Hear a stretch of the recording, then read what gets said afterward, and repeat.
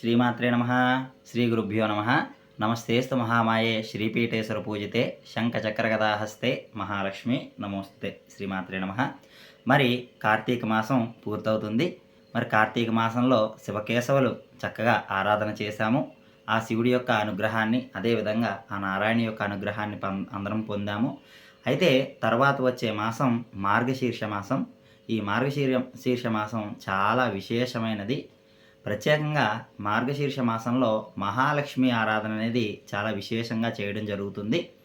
పురాణాల్లో కూడా ఈ మార్గశీర్ష మాసానికి ప్రత్యేక స్థానం ఉందనే మనం చెప్పుకోవాలి. అయితే మరి ఈ సంవత్సర కాలంలో 2024 సంవత్సర కాలంలో మరి మార్గశీర్ష మాసం ఎప్పుడు మొదలవుతుంది అంటే, చక్కగా మార్గశీర్ష మాసం డిసెంబర్ నెల 2వ తారీఖు సోమవారం మొదలవుతుంది. అదే నెల డిసెంబర్ నెల ఆఖరు 30వ తారీఖుతో మార్గశీర్ష మాసం పూర్తవుతుంది. ఇందులో మళ్ళీ ప్రత్యేకంగా 15 రోజులు గడిచిన తర్వాత ధనుర్మాసం కూడా ప్రారంభమవుతుంది. అది మీ అందరికీ తెలుసు. చాలా అంటే చాలా విశేషమైంది. మహావిష్ణువును కూడా ఆరాధన చేస్తే మంచి విషయం. అయితే ఈ మహాలక్ష్మి ఆరాధన మార్గశీర్ష మాసంలో ఎంతో వైభవోపేతంగా చేయడం జరుగుతుంది. అయితే ఆ దేవిని ఏ విధంగా ఆరాధించాలి, ఏ రోజు ఆరాధన చేయాలి అనే విషయాన్ని గురించి నేను మీకు వివరిస్తానండి. మరి ఈ మార్గశీర్ష మాసంలో మహాలక్ష్మీదేవిని గురువారం నాడు ఆరాధన చేయాలి. మార్గశీర్ష లక్ష్యవారం నోము అని కూడా అంటారండి దీన్ని కొన్ని ప్రాంతాలలో. చక్కగా మనం విశాఖపట్నం ప్రాంతం చూసినట్లయితే ఇక్కడ మార్గశిర మాసం వైభవోపేతంగా చేస్తారు. బురుజుపేటలో ఉన్న శ్రీ కనక మహాలక్ష్మి అమ్మవారికి విశేషంగా పూజలను చేయడం అనేది జరుగుతుంది. అదేవిధంగా ఈ మార్గశీర్ష మాసంలో మహాలక్ష్మిని యథాశక్తి ఆరాధన చేసుకోవాలి. అదే గురువారం నాడు ప్రాతకాలమే లేచి స్నానాదులు ముగించుకొని గృహాలు శుభ్రం చేసుకొని చక్కగా మన పూజా మందిరం దగ్గర మహాలక్ష్మీదేవిని ఆవాహన చేసుకొని మహాలక్ష్మీదేవిని పూజించి ఆ రోజు దేవికి ప్రత్యేకమైన నైవేద్యాలను సమర్పించాలండి. ఏంటంటే మార్గశీర్ష మాసంలో 4 గురువారాలు లేదా 5 గురువారాలు కూడా వస్తూ ఉంటాయి. ఏదేమైనప్పటికీ కూడా ఆ గురువారాల్లో అమ్మవారి యొక్క ఆరాధన చేసుకోవాలి. ఈ సంవత్సర కాలంలో ప్రత్యేకంగా 4 గురువారాలు రావడం జరిగింది. అది 5వ తారీఖు, 12వ తారీఖు, 19వ తారీఖు, 26వ తారీఖు అండి. ఈ గురువారాలు చక్కగా మహాలక్ష్మి ఆరాధన చేసుకోవాలి. అయితే ఈ పూజలో ప్రత్యేకత ఏంటంటే అమ్మవారికి నివేదన. ఈ నివేదన చాలా ప్రత్యేకమైనదిగా మనకు చెప్పడం జరుగుతుంది. అయితే మొదటి గురువారం మనం వ్రతం చేసుకున్నట్లయితే అమ్మవారికి పులగం నివేదన చెయ్యాలి. మొదటి గురువారం అమ్మకు పులగం నివేదన చెయ్యాలి. 2వ గురువారం అట్లు తిమ్మనము 2వ గురువారం నాడు అమ్మకు నివేదన చెయ్యాలి. ఇక 3వ గురువారానికి వచ్చినట్లయితే అప్పాలు పరమాన్నమును చక్కగా దేవికి నివేదన చెయ్యాలి. ఇక ఆఖరు గురువారం 4వ గురువారానికి వచ్చినట్లయితే గారెలు, పూర్ణములు, పులిహార వంటివి ఆఖరిగా అమ్మకు నివేదన చేసుకోవాలి. ఇలా మార్గశిర లక్ష్యవారం నాడు అమ్మను మార్గశీర్ష మాసంలో అర్చన చేసినట్లయితే, ఈ నివేదనలు పెట్టి అర్చించినట్లయితే విశేషమైన ఫలితాలు ఉండడానికి ఆస్కారం అయితే ఉంటుందని మనకు పురాణాలు చెప్తున్నాయి. మహాలక్ష్మి నారాయణ సహితంగా ఆరాధన చేయడం చాలా ఉత్తమం. అలా ఆరాధించిన వారికి ఎప్పుడూ కూడా సిరి సంపదలకు లోటు ఉండదు. చాలా అంటే చాలా విశేషమైనదిగానే ఈ వ్రతాన్ని ఆచరించుకోవాలి. అయితే దీని యొక్క వృత్తాంతం కూడా ఉంది, నేను వివరిస్తాను వినండి.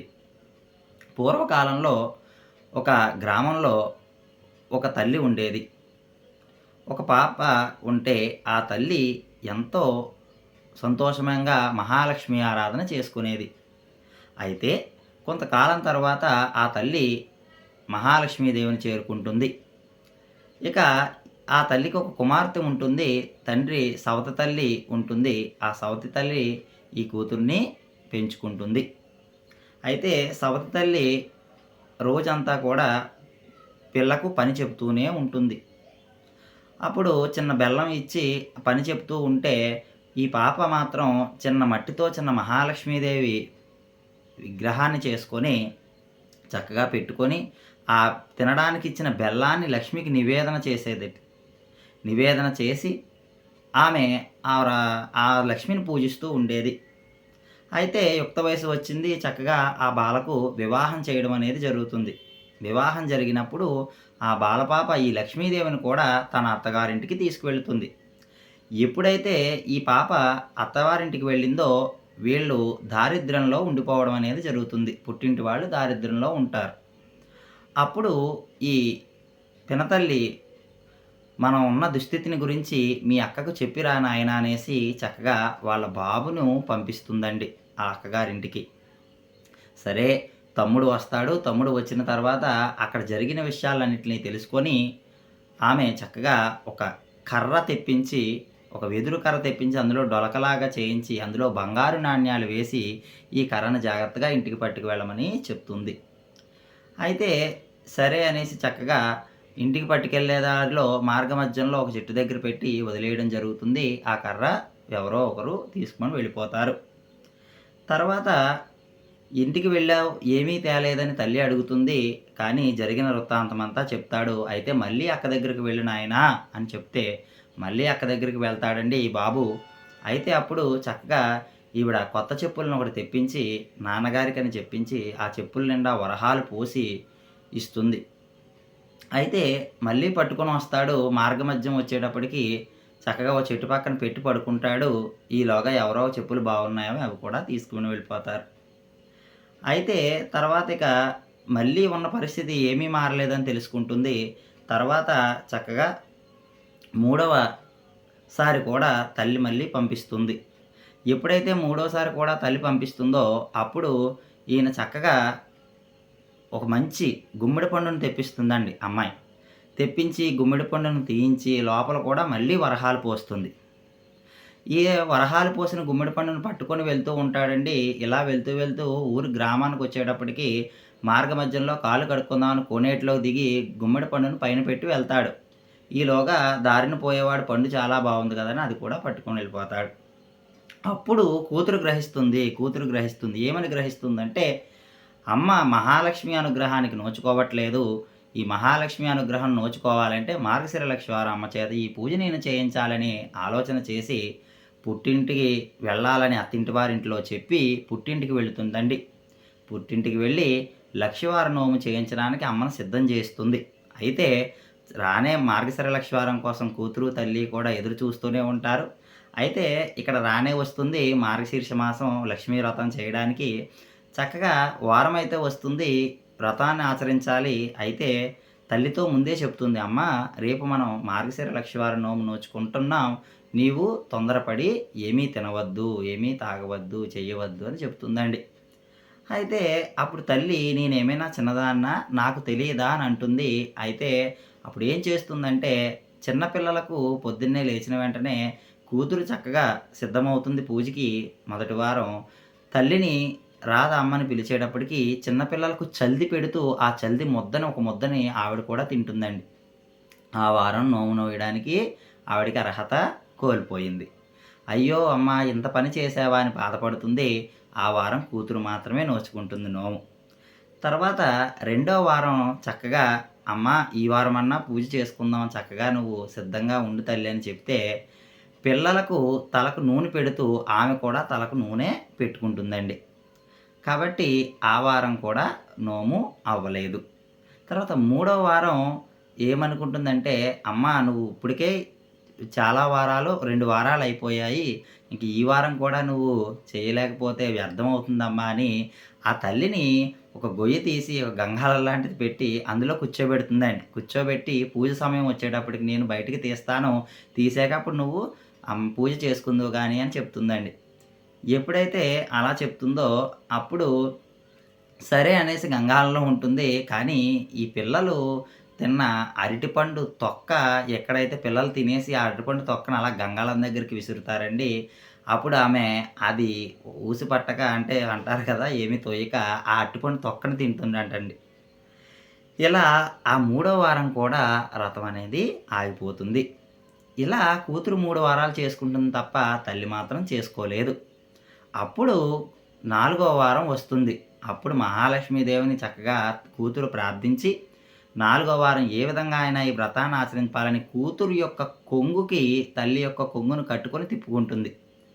తిప్పుకొని చక్కగా 4వ వారం నాడు పూర్ణ కుడుములు వండించి, పూర్ణాలు బూరెలు వండించి చక్కగా అమ్మకు వాయనం ఇవ్వడానికి మహాలక్ష్మిని పిలుస్తుంది.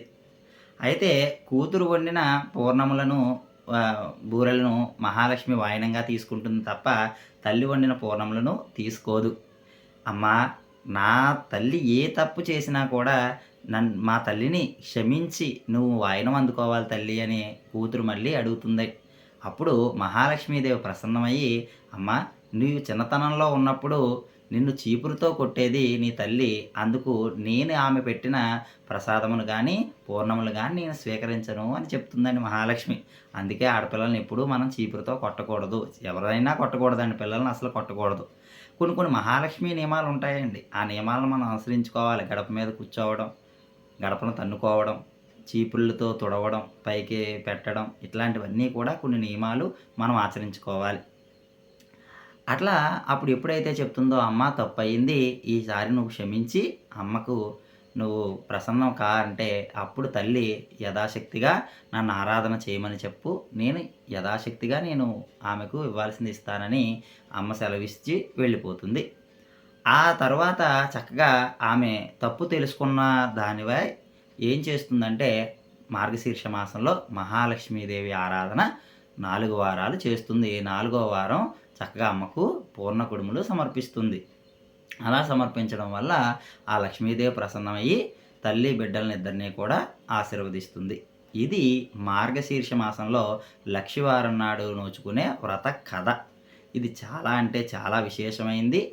దీనిని విన్నవారు అదేవిధంగా కన్నవారికి కూడా ఆ మహాలక్ష్మీదేవి అనుగ్రహం కలుగుతుంది. అష్ట సంపద సిరి సంపదలతో తొలుతూగుతారని మనకు ఎన్నో పురాణాలు చెప్తున్నాయి.